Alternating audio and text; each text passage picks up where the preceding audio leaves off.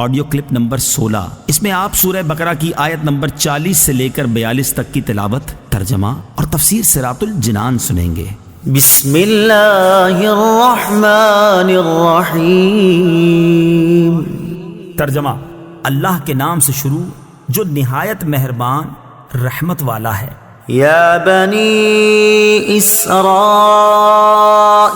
اذکروا نعمتی التي انعمت علیکم واوفوا بعہدی اوف بعہدکم وإیای فارہبون۔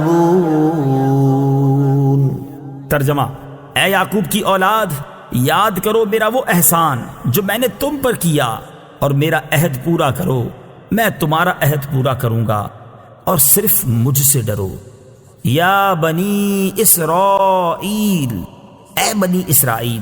تفسیر صراط الجنان میں ہے اسرا کے معنی عبد یعنی بندہ، اور ایل سے مراد اللہ، تو اسرائیل کا معنی ہوا عبداللہ یعنی اللہ کا بندہ۔ یہ عبرانی زبان کا لفظ ہے اور حضرت یعقوب علیہ السلام کا لقب ہے۔ اذکروا نعمتی، میرا احسان یاد کرو۔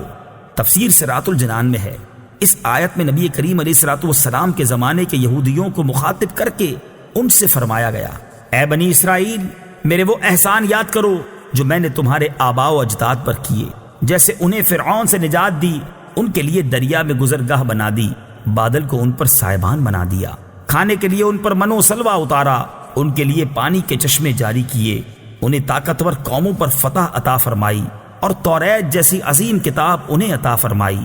اور میرا وہ احسان یاد کرو جو میں نے تم پر کیا کہ تمہیں اپنے حبیب صلی اللہ تعالی علیہ وسلم کا زمانہ عطا کیا، جن کی آمد کی بشارت تورات اور انجیل میں دی گئی ہے۔ خیال رہے کہ یہاں یاد کرنے سے مراد صرف زبان سے تذکرہ کرنا نہیں ہے، بلکہ اس سے مراد یہ ہے کہ وہ اللہ تعالیٰ کی اطاعت و بندگی کر کے ان نعمتوں کا شکر بجا لائیں، کیونکہ کسی نعمت کا شکر نہ کرنا اس کو بھلا دینے کے مترادف ہے۔ وَأَوْفُوا بِعَہْدِي، اور میرا عہد پورا کرو۔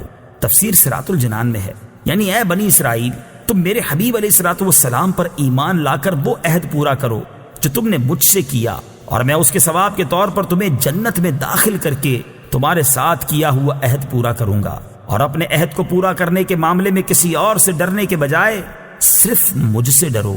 وَآمِنُوا بِمَا أَنزَلْتُ مُصَدِّقًا لِمَا مَعَكُمْ وَلَا تَكُونُوا أَوَّلَ كَافِرٍ بِهِ وَلَا تَشْتَرُوا بِآيَاتِي ثَمَنًا قَلِيلًا وَإِيَّايَ فَاتَّقُونِ۔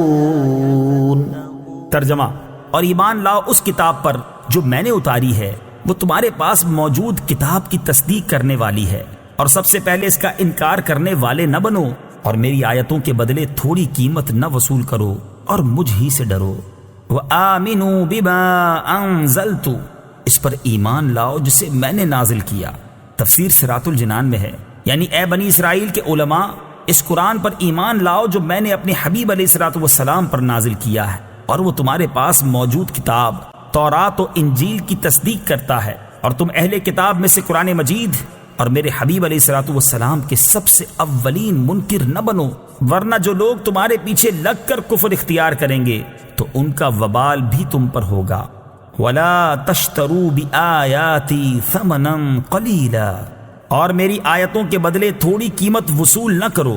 تفسیر صراط الجنان میں ہے اس آیت میں دنیا کے حقیر و ذلیل مال کے بدلے اللہ تعالیٰ کی آیات بیچنے سے منع کیا گیا، اور یہاں ان آیات سے توریت و انجیل کی وہ آیات مراد ہیں جن میں حضور پرنور صلی اللہ تعالیٰ علیہ وسلم کے اوصاف و علامات کا بیان ہے۔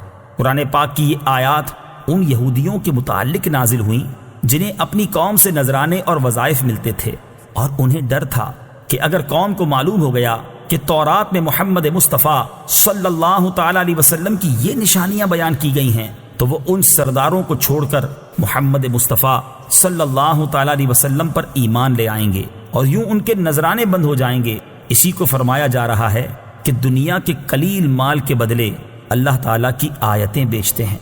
وَلَا تَلْبِسُوا الْحَقَّ بِالْبَاطِلِ وَتَكْتُمُوا الْحَقَّ الحق وأنتم تعلمون۔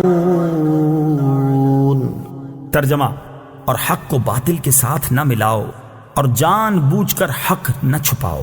ولا تلبسوا الحق بالباطل، اور حق کو باطل سے نہ ملاؤ۔